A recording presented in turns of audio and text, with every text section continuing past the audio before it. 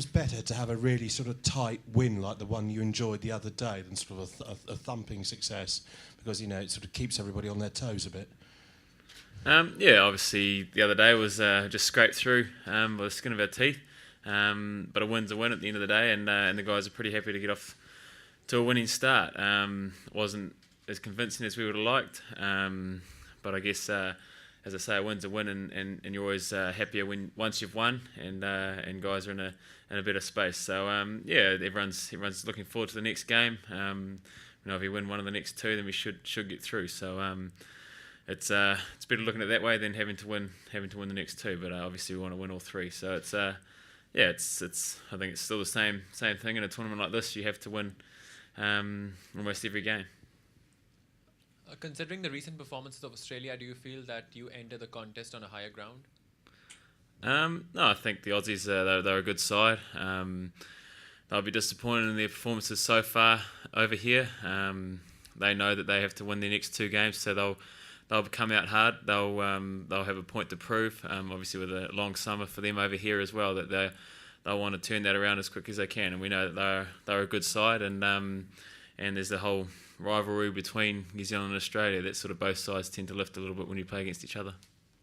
Tim, you obviously haven't played Australia in quite a while, but you so often come in as underdogs, but in this game, as you said, you will come in possibly as favourites, regardless if you see it that way. Is that, I suppose it must be something quite different, you know, you're so used to coming in as the underdogs against the big brother?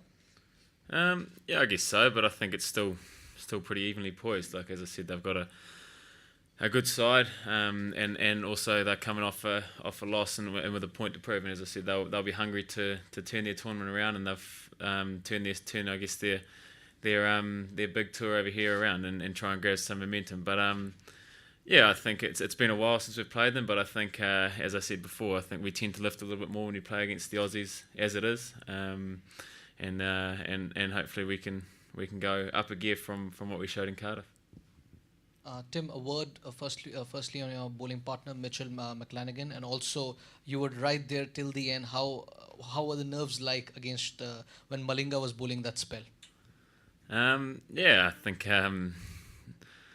once Kyle got out and you're down to the last wicket, you know it can only takes one ball, and Mitch came out and he's confident with the bat. He's a confident person, and I guess that showed there in the end. And I think once we saw Malinga off, then we knew it was only a matter of time if we could hang around. I think we saw him as the big threat, and someone obviously with his unique action, and someone that has troubled tail enders over his career. So I think it was important we saw him off, and then didn't worry about scoring off him, just sent him off. And as I say, Mitch, he's a confident person, and he saw that with the bat coming in 11, and he did a great job, and I think his confidence has flown over from the job he's doing with the ball, and he's had a tremendous start to his career, and hopefully that can continue. He's doing a hell of a job for us with the new ball along with Kyle. Hi. Are you surprised by the role that spin is playing in the tournament, and is that good or bad for New Zealand? Yeah, I think you look at the tournament before it started. You come to England, you tend to think it might nip around, and the seamers might be the main wicket takers. But I think the surfaces have been pretty dry, and with them sort of using the same wicket, sort of tend to play two games on them. Then the second games, obviously, the spinners are going to come to play more.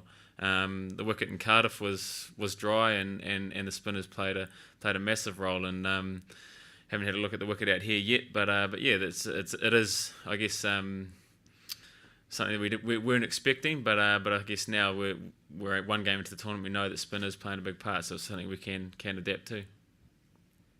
Some of the teams are perhaps struggling to judge what a good score might be. It seems. Do you think that the fact you guys have been in England for so long is helpful to you in that regard?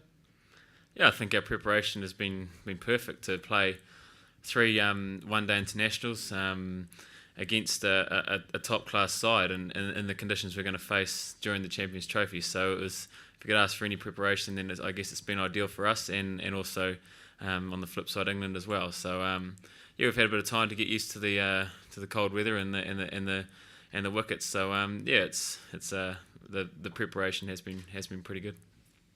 Just one more from me. Is it important for New Zealand cricket in the longer term that the team do well to sort of inspire another generation of cricket lovers? Yeah, definitely. I think in the last sort of year or so, we haven't produced the results we would have liked, but we've showed glimpses in the last 6 months of what we are capable of. A one-day series win in South Africa against them, and then also the series win over here against England is a massive step in the right direction. And I think you look at the side, there's a great mix of exciting young talent, the likes of McClenaghan and guys who've been around for a little while, like Kane Williamson and Trent Bolt, who's obviously not here, but guys coming through mixed in with the experience of the likes of Vittori, Franklin, McCullum. It's a good mix, and it is showing we are taking steps in the right direction and showing where we can go as a one-day side. So it is important we do well, and hopefully we can keep continuing as a one-day side, and I think our test games will follow as well. Tim, we all, there's a general perception that this Australian team is one of the weaker sides in recent times, but is it also one of the nicer sides? Because we don't see those mental disintegration tactics, we don't see those in-your-face tactics. Is that a sign of their weakness?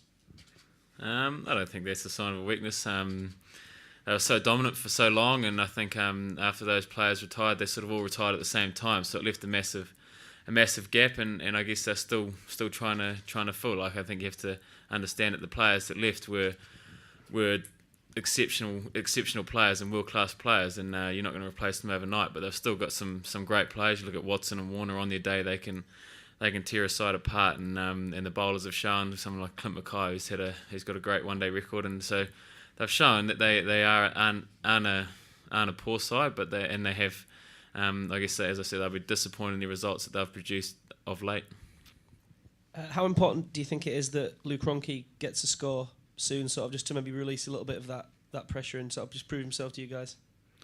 Oh, I don't think he has to prove himself to us. We know he's a good player. He's tuned out truckload of runs in domestic cricket since he's been in New Zealand, and obviously has had a taste of international at international level, and hasn't come off with a bat yet. But the job he's done with the gloves has been exceptional, and he's hopefully can gain some confidence from the work he's doing with the gloves, and it can flow over to his batting. He's playing well on the nets, and I think he just needs to get away, and he'll be away laughing. So he doesn't have a point to prove to us at all.